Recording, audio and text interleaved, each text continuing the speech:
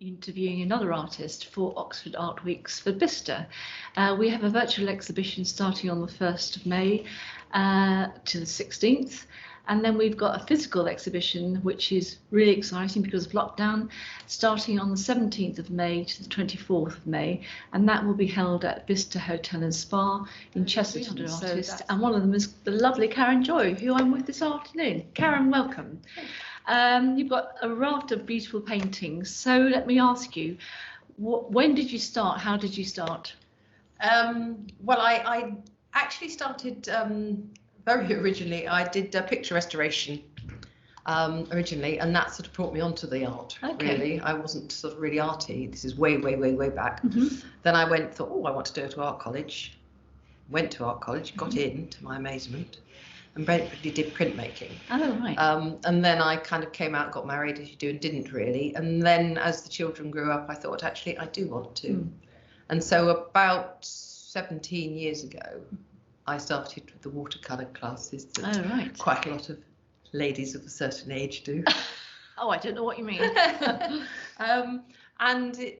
And I got quite into it, and there was a couple of other friends, and we really, you know, we didn't just go for a weekly class sort of thing.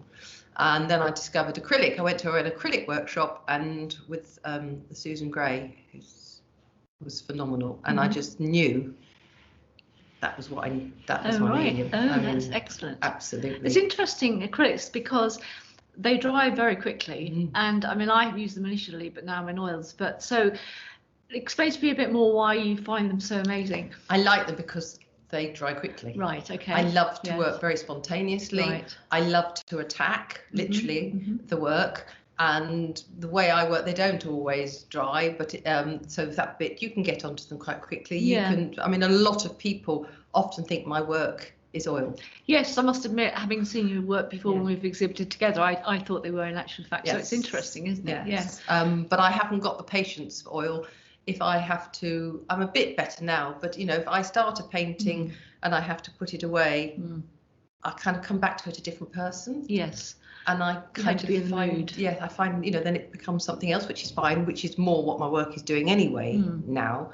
But no, I love the spontaneity of it. I think it's an incredibly adaptable medium. You can thick, thin, wet, dry. I mean, I mean, you're absolutely right, and I think you either love it or you're not really sure. I mean, I've grappled with it, and you know, one thing. But I'm interested in your techniques. Do you use brushes all the time, or do you use other? I use now. Well, I use a lot. I use mainly, probably, actually, palette knife. Oh, right, okay. And big brushes, mainly. I use very rarely little brushes. Okay. I don't find it works, and I find if I try and paint with a little brush, i.e. draw with a little brush, it looks like it's, you know, it loses its spontaneity. My painting is all about now, really. I think it's all about, so I draw lines often with a palette knife. Okay. And I like scratching in and taking up more and more, and I'm using more various sort of Posca pens and much more mixed media. Yeah, oh, that's great. Now, and I have actually just done a collage course as well, which my intention is I have to paint. It's about the landscape. Yeah, I was just going to ask you. It looks to me like it's landscape. Yes. And it's all landscape essentially. It has to be landscape. To me, and although I'm going more and more abstract, it's all, for me, it's got to be based on the landscape, my feeling for the landscape, that day of the landscape, not necessarily even, you know, very often you would look at it and you think, really? And it's not even of a particular place, but it's what the paint can do. I love using the landscape as an excuse to play with the paint. That makes sense, because I mean, I do landscapes as well, and a lot of mine will be of an area in particular, but I understand then sometimes it could be an imaginary landscape, because as somebody said to me the other day, every landscape's the same. Well, it's not actually, but you know, that would be sad, wouldn't it? But I think it's interesting. You can bring so much into a landscape. You can be very abstract with it, or you can be very, and I'm very finding I want to become more and more abstract.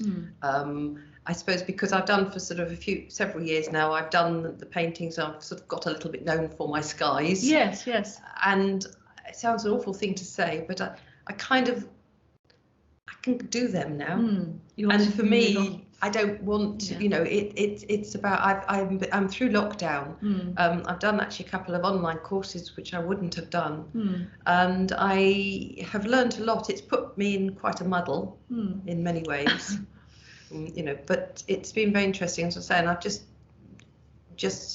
finished a course with Lewis Noble online, and he's a very abstract landscape. Right. Okay. And although I wouldn't maybe necessarily want to paint like him, it made me understand how I could work towards to abstraction. That's brilliant. Well, look, thank you very much for explaining all that. And so your work is lovely, and I'm looking forward to exhibiting with you as well when we go to the Bicester Spa and Country Club.